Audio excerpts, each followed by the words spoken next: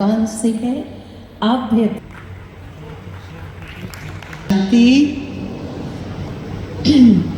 जब आशा दीदी इतने सुंदर उद्गार और संतोष बहन ने भी इतने सुंदर उद्गार, करुणा जी भाई ने भी इतने सुंदर उद्गार प्रकट किए, तो मैं आपको थोड़ी देर के लिए जापान ले जाती हूँ। चलेंगे?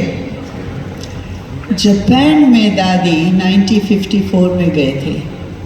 वहाँ एक संस्था है जिन्होंने इनवाइट किया था कि ब्रह्मा कुमारी शांति का संदेश अच्छा देती हैं, इसलिए इनको बुलाया जाए। तो दादी रतन मुनि, दादी प्रकाश मुनि, आनंद किशोर दादा गए थे। आप समझ सकते हैं उस समय दादी की एज क्या थी, बहुत यंग एज। और दादी उस समय जापान में गए थे जहाँ कोई भी नहीं था, कनेक्शन नहीं था, खाली कॉन्फ्रेंस थी। लेकिन दादी जी ने बताया कि वहाँ जाकर के जो दादी जी का भाषण था बहुत पावरफुल, खुद दादी तैयार करते थे विचार सागर मंथन करके, और उनके दिलों को जैसे प्यार भगवान के प्रति जगाया। एक बार दादी बताते थे हम सबको कि क्योंकि जापान में गए तो वेजिटेरियन खाना, बाहर का तो खाना नहीं, तो दादी कहते थे हम खाली चावल और एक फल होता था, उसका नाम है प्रसिमम खाकी, वो खाते थे। तो ब्रह्मा बाबा ने कहा बच्चे बाहर की ब्रेड खा लो मशीन की, आप खाते हो क्या? तो इन्होंने कहा हम भी नहीं खाएंगे, जो बाबा का डिसिप्लिन है वो हम फॉलो करेंगे। तो आप देखो कुछ भी ना हो, और उस समय थोड़ा भी खा करके दादियों ने और अनंत किशोर दादा ने कैसे कितने समय के लिए ये सेवा वहाँ की। दूसरी दादी ने एक बात बताई थी हमको, जापान जैसे शहर में, टोक्यो में, कहती बहुत ठंडी थी, इनके पास शूज़ भी नहीं थे, चप्पल थी। उससे दादी कहती हम 2.5 किलोमीटर चल के एक दुकान में जा कर के बाबा का परिचय देते थे, परिचय भी देते थे। दादियों की ये जो त्याग, तपस्या, डिसिप्लिन, प्यार, डेडिकेशन सराहनीय है। आज हम दादी जी के लिए हमारे दिल से उद्गार निकलते हैं कि जिन्होंने इस संस्था को इतना ऊंच बनाने के लिए अपना जीवन इतनी यंग एज से भी बलिदान किया है।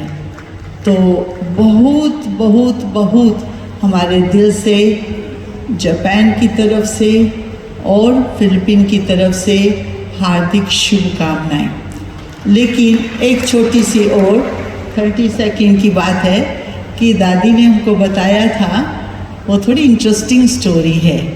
दादी ने कहा कि जब हम कॉन्फ्रेंस में गए, 3 दिन की कॉन्फ्रेंस थी, तो कॉन्फ्रेंस के जो ऑर्गेनाइज़र थे जापानी लोग, उन्होंने कहा आप कब जा रहे हो वापस? तो दादी ने बहुत युक्ति से उत्तर दिया, क्योंकि इतनी दूर गए, पैसा खर्च हुआ, तो दादी ने सोचा हम सेवा करें। तो दादी ने कहा ठहरो, हमारे रिश्तेदार आ रहे हैं हमको लेने के लिए, तब तक ठहरो। तो तब तक उसके बीच में बाबा ने इनको कैसा टच किया कि वहाँ पर जो सिंधी लोग थे उन्होंने दादी के प्रोग्राम्स बनाने शुरू कर दिए। इसलिए फिर सिंगापुर, मलेशिया, सुरबाया, इंडोनेशिया, इन स्थानों पर दादी जी 2 साल सेवा करके आए। और जब वो सेवा करके आए थे ना, वो सीन बहुत बढ़िया है।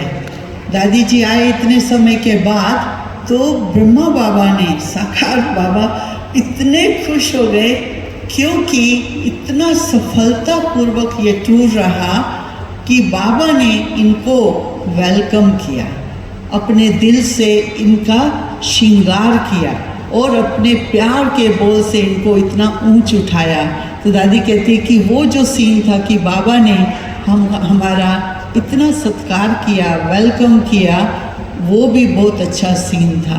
तो इस प्रकार से दादी जी के जीवन की ये विशेषताएं कि अथक सेवाधारी, अलर्ट, और दादी गीत भी गाती थी जापानीज में, जो एक जापानीज बहन ने सुनाया ना आज गीत, तो दादी तो जापानीज भी सीखी थी, गीत भी गाती थी, अभी तक भी गाती थी दादी गीत।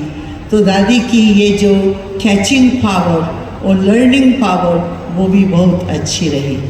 तो एक बार फिर से हम दिल से बार बार और दादी जी के जन्मदिन की मुबारक मुबारक मुबारक। रजनी बहन जी, सुनते रहे इस प्रकार की दादी